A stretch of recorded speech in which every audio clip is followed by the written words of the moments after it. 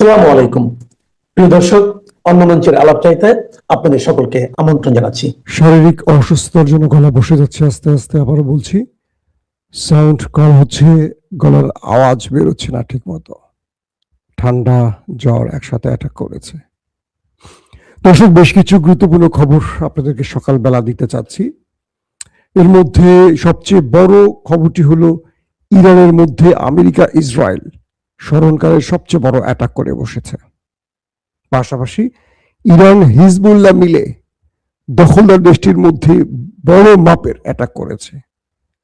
তাদের গণমাধ্যমগুলো বলছে ইরানের হামলা ছিল এ যাবৎকালে সবচেয়ে বড় হামলা। এটি প্রচুর ক্ষয়ক্ষতির খবর আসতে শুরু করেছে। নেতাকাকুর দেশটি বলছে কয়েক মিলিয়ন ইসরায়েলি জনগণ শেল্টারে পালাতে বাধ্য হয়েছে। কি পরিমাণ অ্যাটাক হয়েছে কালকে রাতে। আর সবচেয়ে বড় যে খবরটি আজকে শিরোনাম করেছে, ইরান প্রেসিডেন্ট মাসুদ পেজেশকিয়ান একটি চিঠি লিখেছেন মার্কিন জনগণকে উদ্দেশ্য করে। আমি সেই চিঠিটি আপনাদের পড়ে শোনা। ট্রাম্পকে কিভাবে একটা চিঠির মাধ্যমে তিনি ফাঁদে ফেলে দিলেন। প্রিয় দর্শক, আপনারা তাহলে দেখতে এবং শুনতে পাচ্ছেন। কোনো সমস্যা হলে আমাকে একটু কমেন্ট করেন যে কোনো সমস্যা আছে কিনা। ভাই, আমি বাংলাদেশ সময় লাইভটা করার চেষ্টা করি। আজকে একটু সকালে এসছি কারণ রাতে ভালো ঘুম হয়নি। ভাবলাম যে সকালবেলা আপনাদেরকে কিছু খবর পৌঁছে দেওয়ার চেষ্টা করি। এই জন্য জাহাঙ্গীর আলম নরসিংদী থেকে দেখছেন, মিজানুর রহমান সিলেট থেকে, জি আমি আপনাদের দেখতে পাচ্ছি। ইউকে থেকে দেখছেন আমার এক ভাই, কই গেল, ইউকে থেকে আল আমিন আহমেদ। ওয়েস্ট বেঙ্গল থেকে দেখছেন মোহাম্মদ আলী, ইন্ডিয়া, ওয়েস্ট বেঙ্গল। কেমন আছেন ভাই আপনারা? ওয়েস্ট বেঙ্গল জামশুলি, আরেকজন আছেন রাকিবুল মন্ডল।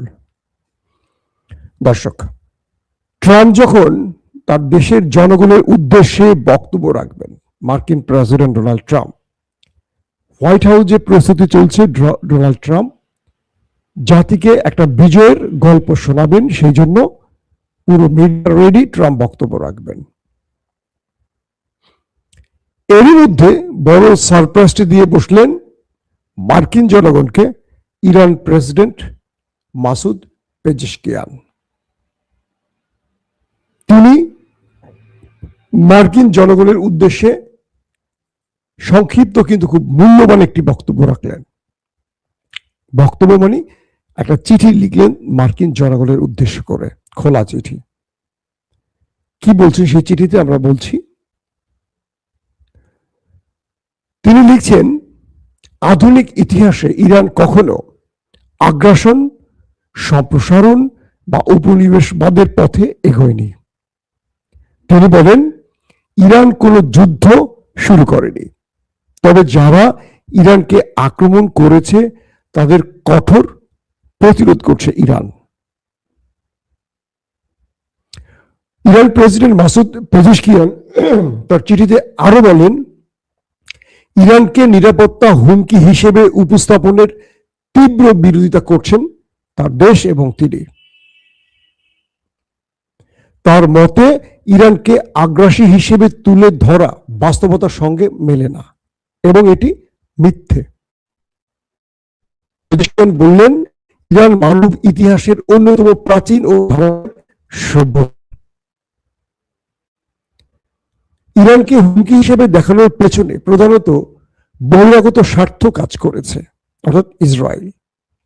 তিনি বলেন, এটি ক্ষমতাধরদের রাজনৈতিক ও অর্থনৈতিক স্বার্থ পূরণের অংশ, যার মাধ্যমে তারা নিজেদের চাপ, বৈধতা দেয়া, সামরিক আধিপত্য বজায় রাখা, অস্ত্র শিল্প টিকিয়ে রাখা এবং কৌশলগত বাজার নিয়ন্ত্রণে রাখার সুযোগ পাচ্ছে।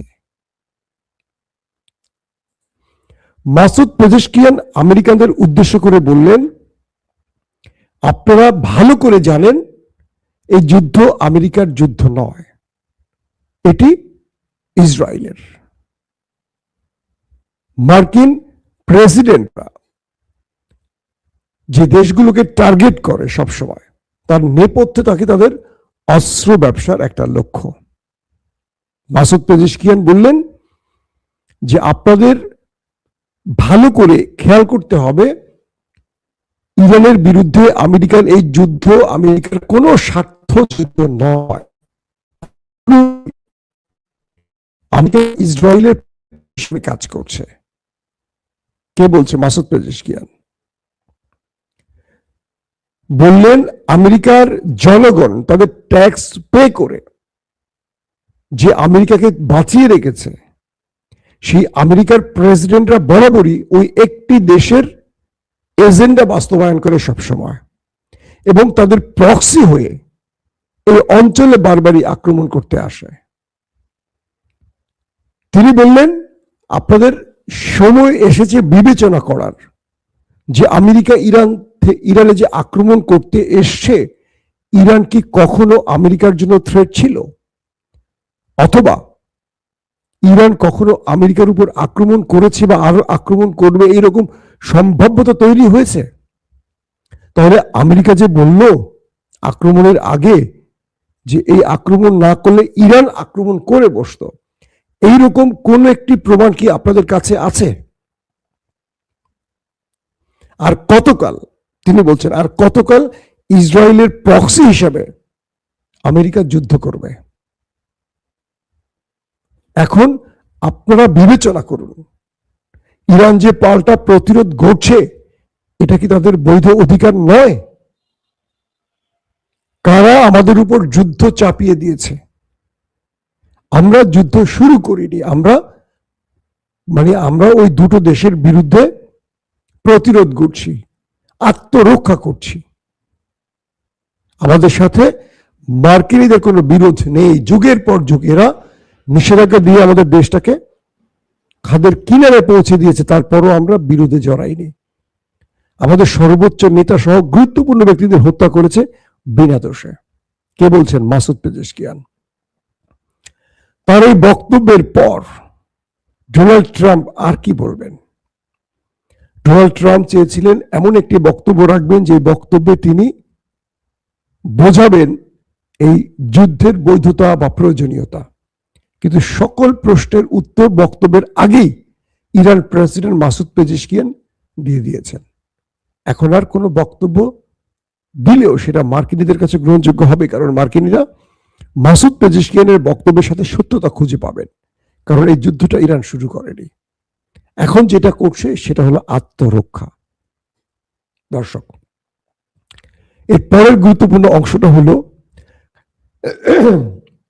মার্কিন প্রেসিডেন্ট বলেছেন তিনি 2-3 সপ্তাহের মধ্যে এই যুদ্ধ শেষ করে চলে যাবেন, এটা কন্টিনিউ করতে চান না। তার মানে মার্কিন প্রশাসন বুঝে গেছে ইরানের সাথে তারা এই যুদ্ধে টিকে থাকতে পারবে না। এটা লম্বা প্রসেস যুদ্ধ, ইরান ধ্বংস হওয়ার আগ পর্যন্ত লড়ে যাবে, আর এতে আমেরিকার লাভ হবে না। ইরানকে ধ্বংস করা আমেরিকার লক্ষ্য নয়, এটা ইসরায়েলের লক্ষ্য। তাই মার্কিন প্রশাসনের চাপ বৃদ্ধি পাচ্ছে, সেনাবাহিনীতে যুদ্ধের ব্যাপারে অনাস্থা অনীহা বাড়ছে, এবং সেনাবাহিনী বুঝতে পারছে যুদ্ধ নয়। এখন বিষয়টি তৈরি হয়েছে সেটি হলো ইরানকে আত্মসমর্পণে ডিল করতে, একটা আলোচনায় বসাতে বাধ্য করতে আমেরিকা ইসরায়েল গত রাতে ইরানের ভেতরে তেহরান, ইস্পাহান সহ গুরুত্বপূর্ণ শহরগুলোতে ব্যাপক বোম্বিং করেছে। ব্যাপক মানে ব্যাপক। বিভিন্ন শহরে মনে হয় যে পারমাণবিক হিট হয়েছে, এত বিস্ফোরণের আওয়াজ, পুরো শহর ধোঁয়ায় ঢেকে গেছে। মার্কিন যুক্তরাষ্ট্র দাবি করেছে ইরানের বেশ কিছু অস্ত্র ডিপো তারা ধ্বংস করেছে। হতে পারে, কারণ যে বিস্ফোরণের দৃশ্যগুলো দেখেছে তাতে মনে হয়েছে যে একটি 2000-3000 টনের বোমা মারলেও এত ধোঁয়া হওয়ার কথা না। তার মানে ইরানের মধ্যে যে হিটগুলো হয়েছে তাতে ইরানেরও বড় ক্ষতির আশঙ্কা করা হচ্ছে। ব্যাপক অ্যাটাক হয়েছে ইরানের মধ্যে। ইরানও পাল্টা জবাব দিয়েছে সমানভাবে। ইরান মধ্যপ্রাচ্য এবং ইসরায়েলে ব্যাপক অ্যাটাক করেছে। শুধু নয়, বলা হচ্ছে যে এই যাবৎ যে যুদ্ধগুলো হয়েছে তার মধ্যে সবচেয়ে বেশি মিসাইল গত রাতে ইরান মেরেছে শুধু নেতাকাকুর বাড়িতে। শুধু ইরান নয়, ইরানের সাথে যুক্ত হয়েছে হিজবুল্লাহ। পুরো রাতে তারা মুহুর্মুহু ড্রোন আর মিসাইল দিয়ে হিট করেছে দেশটির ভেতরে। লাস্ট যে খবরটি পাওয়া গেছে, সেই দেশটির মধ্যে শুধু হেলিকপ্টার, ইমার্জেন্সি হেলিকপ্টার আর অ্যাম্বুলেন্স আওয়াজ দেখেছে বা শুনেছে দেশের জনগণ। তার মানে কি পরিমাণ ক্ষতি হয়েছে দেশটির ভেতরে, যে সারা রাত ধরে অ্যাম্বুলেন্সের আওয়াজ আর উপরে হেলিকপ্টার, ইমার্জেন্সি হেলিকপ্টার গুলো উঠতে দেখা গেছে। অর্থাৎ যখন আমেরিকা ইসরায়েল ইরানের মধ্যে ম্যাসিভ আকারে হিট করেছে, ইরান তার পাল্টা জবাব ম্যাসিভ আকারে দিয়েছে, সাথে যুক্ত হয়েছে হিজবুল্লাহ। বলা হচ্ছে হিজবুল্লাহর অ্যাটাক গুলো, হিজবুল্লাহ আর ইসরায়েল কিন্তু পাশাপাশি দেশ, হিজবুল্লাহর অ্যাটাক গুলো এত বেশি আঘাত করেছে একদম কাঙ্ক্ষিত টার্গেট গুলোতে, যেটা তাদের মূল কি বলবো দখলদার দেশটির স্তম্ভকে নাড়িয়ে দিয়েছে। আর ইরান ওই দেশটির এত গুরুত্বপূর্ণ স্থাপনাগুলো টার্গেট করেছে, হয়তো আজকে দিনে আমরা সেই খবরগুলো দিতে পারবো, কারণ এখন পর্যন্ত পুরো তথ্যগুলো আসেনি আমাদের হাতে। শুধু এটুকু জেনেছি যে ইরানের কিছু বক্তব্য এসছে যে ইরান শত্রুর সামরিক বেশ কিছু স্থানকে একদম ধ্বংস করে দিয়েছে পুরোপুরি। যে মিসাইলগুলো মেরেছে এতে প্রচুর লোকের হতাহতের আভাস মিলছে। দর্শক, হিজবুল্লাহ বলছে যে তারা দখলদারদের এমন কিছু টার্গেটকে ধ্বংস করেছে যেখান থেকে তারা ড্রোন এবং মিসাইল দিয়ে আক্রমণ চালাতো, এবং তাদের দেশের ভেতরে হিজবুল্লাহ শত্রুকে ভালো পরিমাণ ধোয়া দিতে পেরেছে। অনেক দখলদার সেনা তাদের হাতে আটকা পড়ে গেছে। সারা রাত কয়েক মিলিয়ন মানুষ, কয়েক মিলিয়ন পর্যন্ত, 1 মিলিয়ন মানে 10 লক্ষ যদি হয়, তার মানে প্রায় 50-60 লক্ষ মানুষ সারা রাত ধরে শুধু শেল্টারে দৌড়াইছে। এই পরিমাণ অ্যাটাক ইরান সেই দেশটির ভেতরে করেছে। মধ্যপ্রাচ্যেরও বেশ কিছু গুরুত্বপূর্ণ টার্গেটে ইরান হিট করেছে, সেখানকার লাস্ট আপডেট আসেনি, এবং বলা হয়েছে যে ইরান এখন দুটো বিষয়কে মোকাবেলার জন্য কাজ করছে। এক, প্রতিদিনকার আক্রমণ মোকাবেলা, পাল্টা জবাব।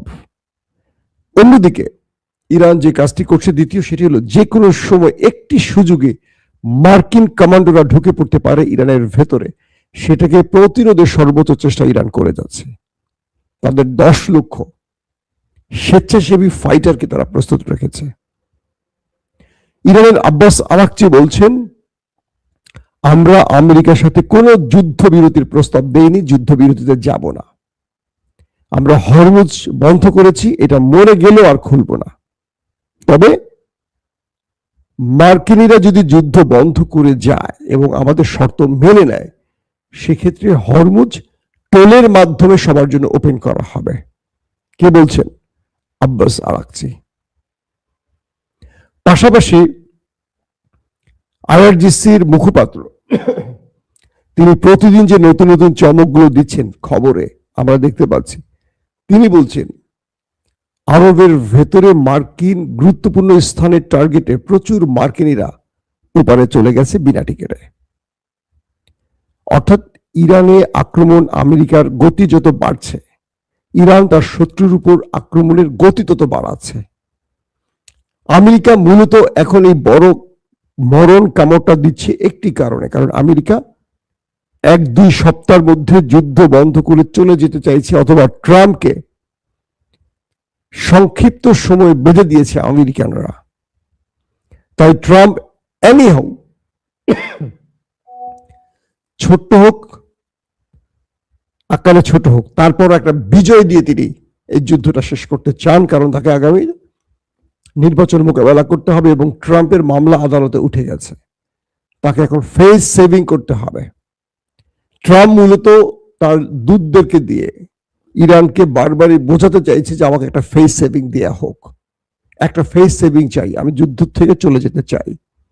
ইরান ছোট মোটো একটা আবদার আমাদের রাখুক। ইরান কোনো আবদার মানতে এই মুহূর্তে রাজি নয়। ইরানের বক্তব্য একটা, যুদ্ধে তুমি শুরু করছো যেহেতু, তুমি যুদ্ধেই সবকিছু শেষ করো, যুদ্ধেই তুমি পরিসমাপ্তি আনো, অথবা আমরা যে শর্ত দিয়েছি সেই শর্ত তুমি মেনে নাও।